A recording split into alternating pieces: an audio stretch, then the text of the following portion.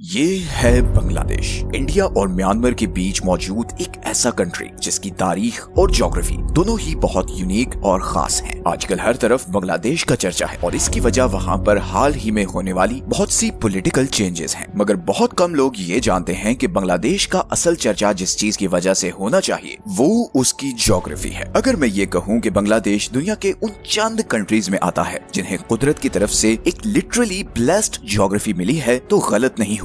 लेकिन यही ज्योग्राफी जहां बांग्लादेश को बहुत खास बनाती है वहीं उसके लिए बहुत सी प्रॉब्लम्स भी क्रिएट करती है। बांग्लादेश की लोकेशन उसे जियोपॉलिटिकली बहुत इंपॉर्टेंट बना देती है क्योंकि साउथ ईस्ट एशिया में चाइना और इंडिया के बीच पावर स्ट्रगल को बैलेंस करने वाला मेन प्लेयर बांग्लादेश ही है। बांग्लादेश के पास दुनिया की सबसे फर्टाइल जमीन है क्योंकि यहाँ पर गंगा और ब्रह्मपुत्र साउथ एशिया के दो बड़े दरिया आकर मिलते हैं और दुनिया का सबसे बड़ा रिवर डेल्टा बनाते हैं और यही दरिया फिर आगे बे ऑफ बंगाल में जाकर गिरते हैं। बांग्लादेश के पास दुनिया का सबसे लंबा अनइंटरप्टेड बीच भी है जिसे कॉक्स बाजार बीच कहते हैं। इन दरियाओं के साथ आने वाले मिनरल्स की वजह से यहाँ की मिट्टी एग्रीकल्चर के लिए पूरी दुनिया में सबसे ज्यादा फर्टाइल है। ये फर्टाइल जमीन 700 से भी ज्यादा दरिया और समुद्र को एक्सेस, यही वो चीजें थी जिसकी वजह से बंगाल का ये सारा एरिया हमेशा से इंडिया का सबसे अमीर सूबा रहा है। यूरोपियंस के यहाँ आने से पहले 15वीं सदी तक बंगाल सिल्क, कॉटन और हैंडीक्राफ्ट आइटम्स का सबसे बड़ा एक्सपोर्टर था। बंगाल की टेक्सटाइल इंडस्ट्री पूरी दुनिया में मशहूर थी और एशिया से एक्सपोर्ट होने वाला 80% रॉ सिल्क बंगाल से ही सिल्क रूट के जरिए सेंट्रल एशिया और यूरोप तक जाता था। 16th सेंचुरी में जब पोर्चुगीज एक्सप्लोरर पहली बार यहाँ आए तो यहाँ की खुशहाली देखकर वो दंग रह गए। यहाँ की हैंडलूम इंडस्ट्री, आर्ट, एग्रीकल्चर, इतने रिसोर्सेज और इंडस्ट्री तो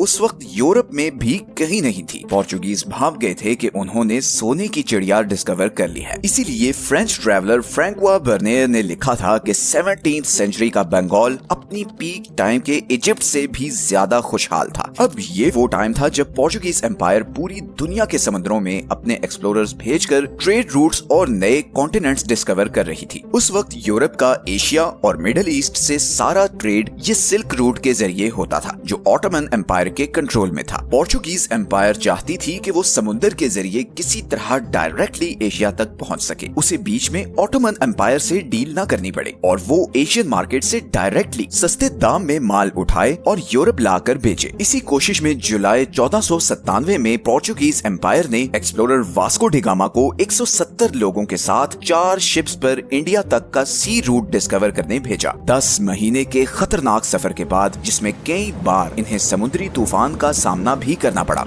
ये लोग आखिर मई 1498 में मालाबार कोस्ट पर पहुंचे। ये एक बहुत बड़ी डिस्कवरी थी। सारी यूरोपियन दुनिया को अब पता चल चुका था कि इंडिया तक समुद्र के जरिए भी पहुंचा जा सकता है। इसके बाद 1517 में एक पोर्चुगीज बिजनेसमैन यूरोपियन एक्सप्लोरर से तारीफ सुनता हुआ इधर बंगाल पहुंचा। बंगाल की इकोनॉमी और इंफ्रास्ट्रक्चर देखकर वो बहुत इम्प्रेस हुआ और उसने यहाँ की खबर इधर गोवा में मौजूद अपने पोर्चुगीज कमांडर को दी। उस वक्त बंगाल मुगल एम्पायर के कंट्रोल में था। पोर्चुगीज एम्पायर ने 1528 में मुगल बादशाह शाहजहां से लाइसेंस लेकर इधर चिटागोंग, जिसे अब चट्टोग्राम कहते हैं, यहाँ से ट्रेडिंग शुरू की। कुछ ही अरसे में पोर्चुगीज एम्पायर ने बंगाल पर अपना असर और कंट्रोल बढ़ाना शुरू कर दिया। यहाँ पर बड़ी बड़ी बिल्डिंग्स बनाई जाने लगी जिनको वेयर हाउसेस के तौर पर यूज किया जाने लगा। और सिर्फ यही नहीं बल्कि पोर्चुगीज एम्पायर ने यहाँ पर गरीब हिंदू और मुस्लिम फैमिली से छोटे छोटे बच्चों को खरीद कर गुलाम बनाना शुरू किया और उन्हें जबरदस्ती क्रिश्चियनिटी में भी कन्वर्ट किया जाने लगा। पोर्चुगीज एम्पायर ने इधर हुगली को अपना ट्रेडिंग हब बना लिया और यहीं से वो पूरे बंगाल और इंडिया में ट्रेड करने लगे। ये चीज मुगल बादशाह शाहजहां को बहुत ज्यादा खटकी और 1632 में मुगल आर्मी ने हुगली पर हमला किया और 3 महीने के घेराव के बाद उसे फतह कर लिया। इस लड़ाई में 1000 के करीब पोर्चुगीज मारे गए और तकरीबन 4000 को कैदी बना लिया गया। इसके बाद पोर्चुगीज एम्पायर का बंगाल पर कंट्रोल टूटना शुरू हो गया और यहीं पर एंट्री हुई ईस्ट इंडिया कंपनी की। ईस्ट इंडिया कंपनी ने भी अपनी पहली सेटलमेंट इधर हुगली के पास ही बनाई और फिर धीरे धीरे पूरे बंगाल को अपना ट्रेड सेंटर बना लिया। 1690 में ईस्ट इंडिया कंपनी ने कैलकाटा को अपना कमर्शियल कैपिटल बना लिया और यहाँ से वो करोड़ों का बिजनेस करने लगी। इस मुनाफे से ईस्ट इंडिया कंपनी बंगाल पर अपना कंट्रोल मजीद बढ़ाती गई, लेकिन बंगाल पर उनका असल कंट्रोल तब हुआ जब 1757 में बैटल ऑफ प्लासी और 1764 में बैटल ऑफ बक्सर में उन्होंने मुगल एम्पायर को शिकस्त देकर पूरे बंगाल को अपने कंट्रोल में ले लिया। 1757 में नवाब सिराजुद्दौला को हराने के बाद ब्रिटिशर्स ने बंगाल को इतना लूटा कि रॉबर्ट क्लाइव जब बंगाल से ब्रिटेन पहुंचा तो खजाने के संदूक उतारते उतारते कई दिन लग गए। इस सारे पैसे से ब्रिटिश एम्पायर ने ब्रिटेन में टेक्सटाइल इंडस्ट्रीज लगाना शुरू की। इंडिया का ट्रेड कैपिटल अब दिल्ली के बजाय कोलकाता था। ब्रिटिशर्स ने खुलकर बंगाल को एक्सप्लॉइट करना शुरू कर दिया। बंगाल के ही पैसों से ब्रिटेन में टेक्सटाइल इंडस्ट्रीज लगाई गईं और फिर बंगाली टेक्सटाइल इंडस्ट्रीज पर हाई लगा दी ताकि इंडियन कपड़ा इतना महंगा हो जाए कि वो इंटरनेशनल मार्केट में कम्पीट ही ना कर सके। बंगाल की लोकल इंडस्ट्री पूरी तरह बर्बाद हो गई। और सिर्फ यही नहीं बल्कि ब्रिटिश ने बाकी इंडिया में अपनी मिलिट्री कैंपेन्स का खर्चा भी बंगाल से ही पूरा किया। बंगाल की इंडस्ट्री, उसका एग्रीकल्चर, सब कुछ ब्रिटिशर्स के कंट्रोल में था। बंगाल 1757 से 1947 तक ब्रिटिशर्स के कंट्रोल में रहा और इस दौरान 2 दफा यहाँ पर जबरदस्त फैमिन आया। एक दफा 1770 में जब मॉनसून ना होने की वजह से बंगाल और बिहार में जबरदस्त कहत पड़ गया और साथ ही में चिकन पॉक्स भी फैल गया, जिससे उस वक्त की बंगाल की 30% पॉपुलेशन खत्म हो गई। मगर ब्रिटिशर्स ने इसके बावजूद बंगाली किसानों से 30 से 40% लगान वसूल किया। इसी तरह 1943 में एक बार फिर बंगाल में जबरदस्त सूखा पड़ा। एक तरफ बंगाल में लोगों के पास खाने को कुछ नहीं था और ऊपर से ब्रिटिशर्स ने वर्ल्ड वॉर 2 की वजह से बंगाल की सारी प्रोडक्शन एक्सपोर्ट करनी शुरू कर दी और साथ ही में वॉर का खर्चा पूरा करने के लिए किसानों पर 300% तक टैक्सेस भी लगा दिए। 1943 से 1944 के बीच इस एक साल में 30 लाख लोग मारे गए। अब अगर आप वेस्टर्न टेक्स्ट बुक्स पढ़ें तो वहाँ आपको मिलेगा कि इस फैमिन की वजह इनएडिक्वेट फूड सप्लाई थी। मगर ये फूड सप्लाई शॉर्टेज किसने क्रिएट की थी इसका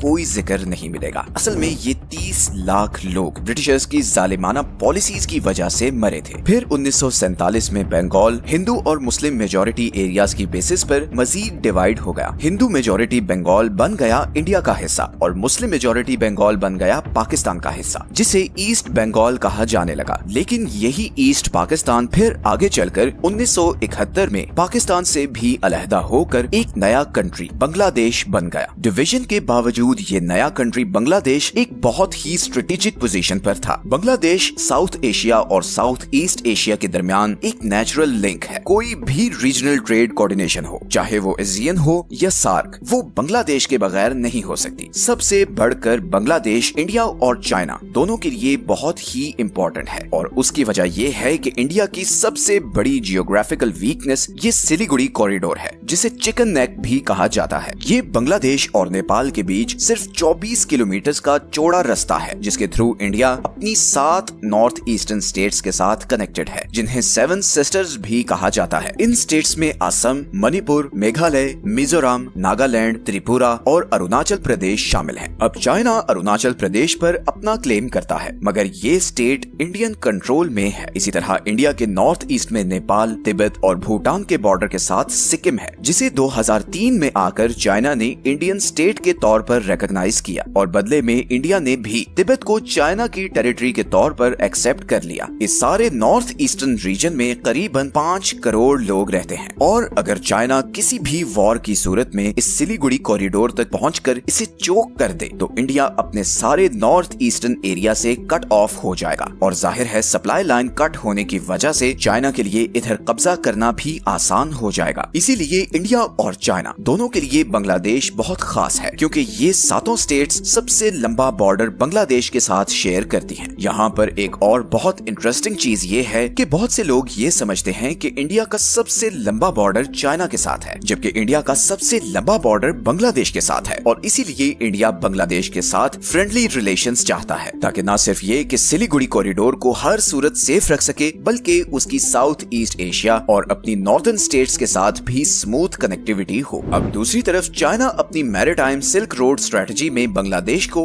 एक बहुत इंपॉर्टेंट कंपोनेंट मानता है, क्योंकि अभी चाइना का सारा ट्रेड उसकी ईस्टर्न कोस्ट लाइन से स्ट्रेट ऑफ मलाक्का से गुजरकर बाकी दुनिया को जाता है। अब चाइना की कोशिश ये है कि वो बांग्लादेश के जरिए डायरेक्टली बे ऑफ बंगाल में जाए और उसे स्ट्रेट ऑफ मलाक्का से गुजरना ना पड़े, क्योंकि ये वाला सारा रूट अमेरिकन एलाई कंट्रीज से घिरा हुआ है। बे ऑफ बंगाल में डायरेक्ट आने से चाइना को इंडियन ओशन में इजी और क्विक एक्सेस मिल जाएगी। इसीलिए चाइना ने पहले 1974 में बांग्लादेशी प्रोडक्ट्स को चाइना में ड्यूटी फ्री एक्सेस दी और फिर चाइना ने ये टीस्टा रिवर को डेवलप करने के लिए बांग्लादेश को $1 बिलियन की ऑफर भी की। इसका मकसद यही था कि चाइना बांग्लादेश की गवर्नमेंट को अपने साथ मिलाना चाहता है। चाइना कॉक्स बाजार बीच पर एक पोर्ट भी बना रहा है जिसे 2023 में ऑफिशियली इनॉग्रेट भी कर दिया गया है और ये कोई आम पोर्ट नहीं है बल्कि प्रॉपर नेवल पोर्ट है जहां पर चाइनीज सबमरीन्स और वॉरशिप्स भी डॉक कर सकेंगी। लेकिन दोस्तों यहाँ पर एक और बहुत ही इंटरेस्टिंग बात यह है कि कॉक्स बाजार बीच से सिर्फ 9 किलोमीटर दूर बे ऑफ बंगाल के नॉर्थ ईस्ट में यहाँ पर 3 किलोमीटर के एरिया का एक छोटा सा